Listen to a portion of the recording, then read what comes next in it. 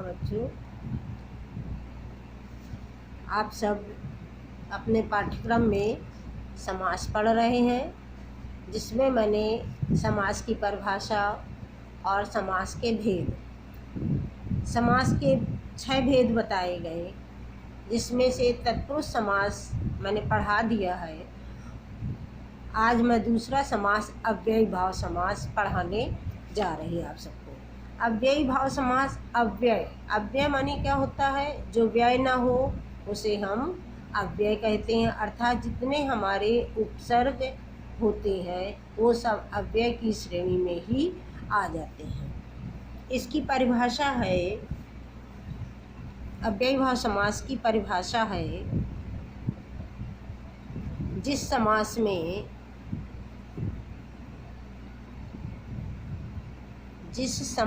में पहला पद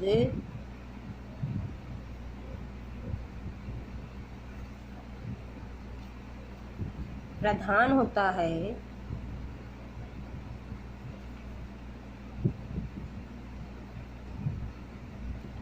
और संपूर्ण शब्द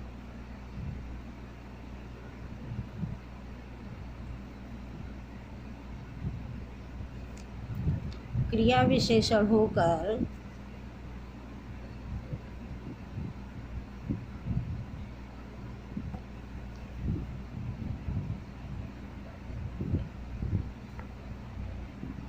अव्यय की भांति होता है। अव्यय की तरह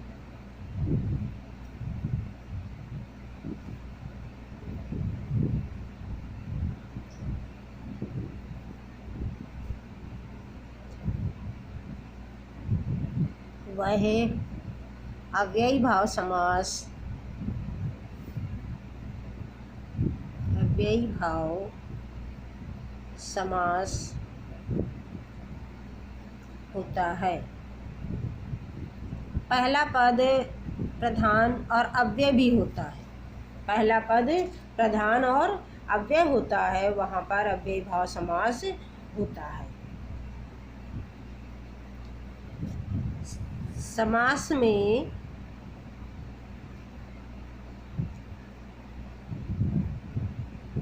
विग्रह करते समय समस्त पद का विग्रह करते समय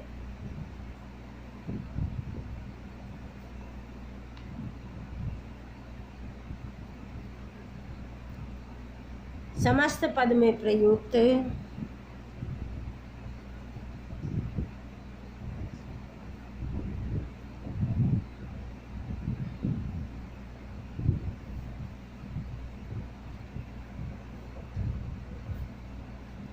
अव्यय के अर्थ का ही प्रयोग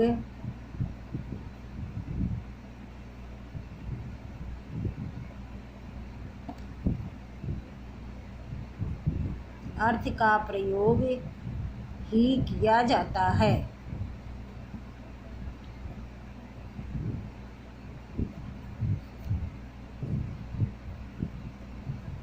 जैसे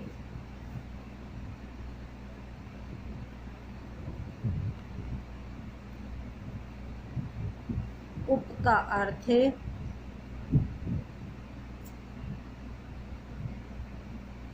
समीप, उप का अर्थ समीप,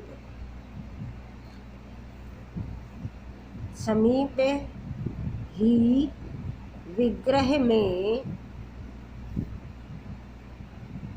प्रयोग किया जाता है।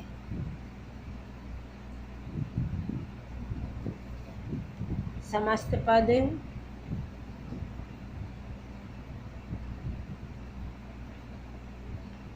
समास विग्रह,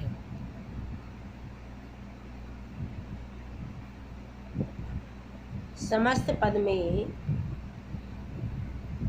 उपकूलम, उप का अर्थ होता है, उप का अर्थ होता है समीप, और कूलम माने किनारा, तो इसमें हम षष्ठी लगा देते हैं और उपकार्थ समीप होता है तो समीपम लिख देते हैं। तो कूलस्य समीपम इस तरह से विग्रह कर देते हैं।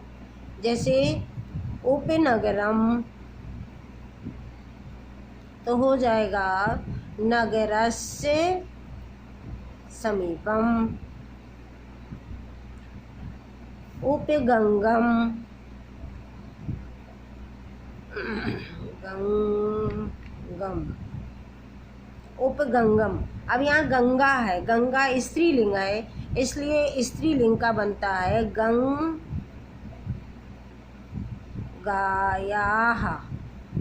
समीपम।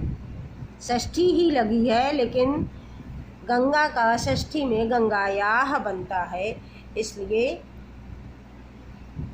गंगायाः समीपम हो गया। आगे है जैसे यथा योग्यम, योग्यता के अनुसार। यथा का मतलब होता है अनुसार। तो यहाँ पर जब हम विग्रह करेंगे तो योग्यम योग्यम अनतिक्रम्य, अनतिक्रम्य।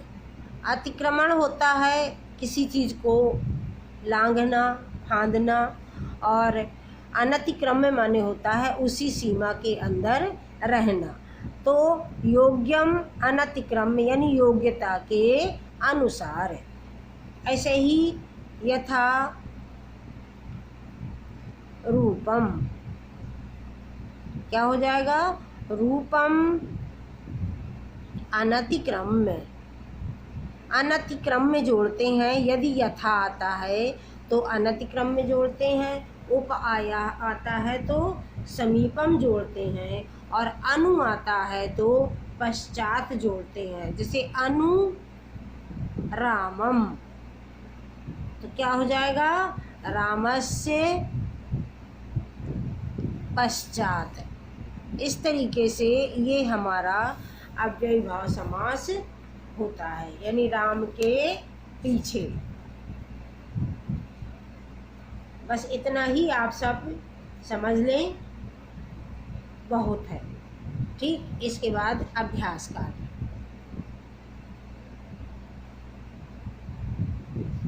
अभ्यास कार्य आप अपनी बुक में देखिए, तो बुक में अव्ययीभाव समास दिया हुआ है। अव्ययीभाव समास में दिया है सः प्रतिदिनम विद्यालयम गच्छति, वह प्रतिदिन विद्यालय जाता है। प्रति माने होता है प्रत्येक दिन, तुरंत लिख दिया यहाँ पर। आम माने हाँ, सः दिने दिने यानी प्रतिदिन विद्यालयम गच्छति। जब प्रति लगा होता है तो दो बार बाद वाला शब्द लिख देते हैं, दिनम दिनम या दिने दिने। इसी तरीके से यहाँ पर देखो, सः यथाशक्ति कार्यम करोति। यथाशक्ति शब्द आया है। यथाशक्ति का अभी भी आप सबको पढ़ाया मैंने। यथा का होता है अनतिक्रम्य, यानी शक्तिम अनतिक्रम्य। सातु शक्तिम अनतिक्रम्य कार्यम करोति, मतलब अपने शक्ति के अनुसार कार्य करता है। आश्रमः उपगंगम अस्ति। उपगंगम, उप माने समीप, अर्थात गंगायाः समीपमेव एषः आश्रमः अस्ति। गंगा के समीप ही यह आश्रम है। निर्विघ्नम एतत् स्थानम। निर्विघ्नम, निर उपसर्ग है, निर अव्यय है। सब में देखो यथा, प्रति, उप, इनके रूप नहीं चलते हैं। जिनके रूप नहीं चलते हैं वही हमारे अव्यय होते हैं। तो निर्विघ्नम यानी विघ्ना नाम अभावः, जहाँ पर विघ्नों का अभाव है, कोई विघ्न नहीं है, यह ऐसा स्थान है। देखो प्रत्येकम, प्रत्येकम का वही एकम एकम प्रति, जैसे प्रतिदिनम दिनम दिनम प्रति, इस तरीके से बनता है। यथा विधि विधिम अनतिक्रम में, बस यथा आया है तो अनतिक्रम में, और प्रति आया है तो उसी बाद वाले शब्द को दो बार लिखेंगे। उप आया है तो समीप लगा देंगे। ये सब हमारे अव्यय हैं। अब हम आगे चलते हैं आपको आपकी ही बुक का अभ्यास कार्य देने के लिए। यदि आपके पास बुक है तो अच्छी बात है, और नहीं तो फिर मैं नोट करके आप सबको दे रही। अभ्यास कार्य में पहला हमारा है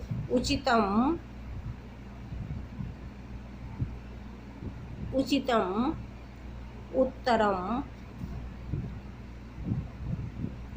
चित्वा लिखत।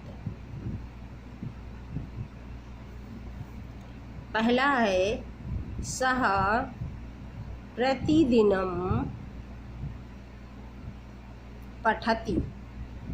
सह प्रतिदिनम पठति, इसमें का नंबर दिया है दिनस्य, खा नंबर दिया है दिनम, गा नंबर दिया है दिनेन। आगे ठीक है, तो दिनम वाला हमारा सही होगा। इसके बाद दूसरा है हमारा ऋषि उपगंगम वसति। उपगंगम वसति, पहला नंबर दिया है का नंबर गंगायाः समीपम। खा नंबर दिया है गंगायाम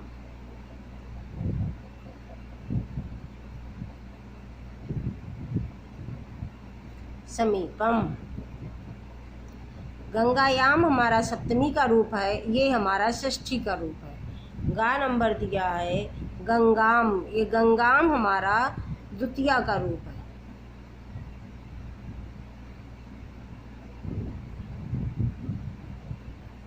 समीपम, इसलिए जब उप लगा होता है तो षष्ठी लगती है, तो ये का नंबर हमारा सही होगा। इसके बाद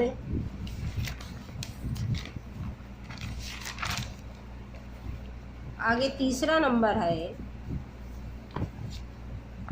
सह यथाविधि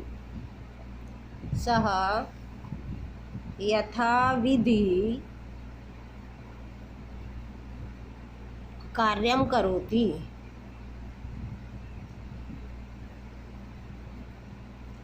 यथाविधि में करना है, का नंबर हमारा है विधेह अनतिक्रम में।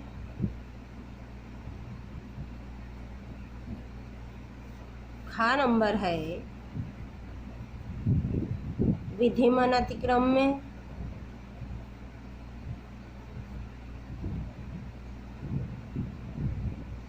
चार दिए हैं, मैं तीन ही लिख करके ख़त्म कर रही हूँ। विधौ अनतिक्रम में, विधौ अनतिक्रम में, इसमें भी षष्ठी लगती है और अनतिक्रम में लग जाता है, तो विधेय हमारा षष्ठी का है, इसलिए का नंबर सही है। इसके बाद चौथा नंबर है हमारा निर्विघ्नम। निर्विघ्नम एतत् स्थलम, एतत् स्थलम। निर्विघ्नम एतत् स्थलम, का नंबर है विघ्नम अभावः,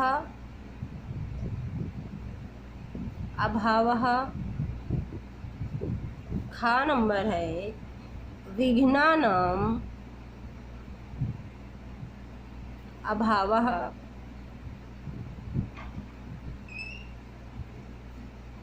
और गा नंबर है विघ्ने अभावः। इसके बाद अब इसमें निर्विघ्नम, विघ्नों का अभाव, यानी षष्ठी, काकी के चिन्ह हमारा षष्ठी का होता है, इसलिए विघ्ना नाम अभावः वाला सही होगा और खा नंबर सही होगा। क्वेश्चन नंबर 2 है मेलनम कुरुत। इसमें उचित मिलान करना है। ग्रामस्य समीपम,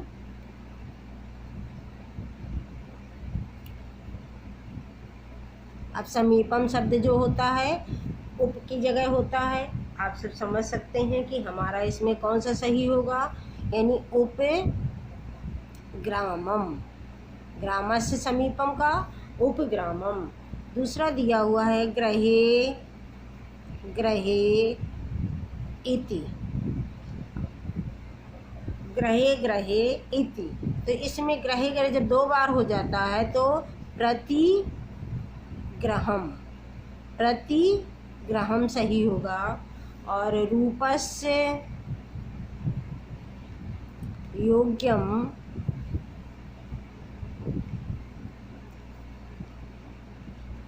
अर्थात हमारा अनुरूपम वाला सही हो, इसके सामने आएगा अनुरूपम। आगे हमारा है शास्त्रम,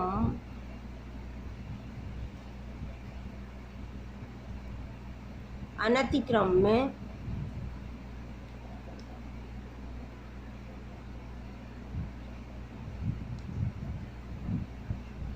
यथाशास्त्रम,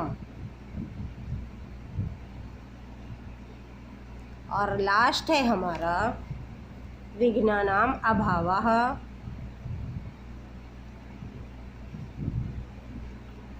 अर्थात इसका सही हो जाएगा निर्विघ्नम, निर्विघ्नम। ये हमारा सीधे सीधे मैंने सामने सामने लिख दिया है। आप सब भी अपनी अपनी कॉपी में इसे उतार लेंगे। धन्यवाद।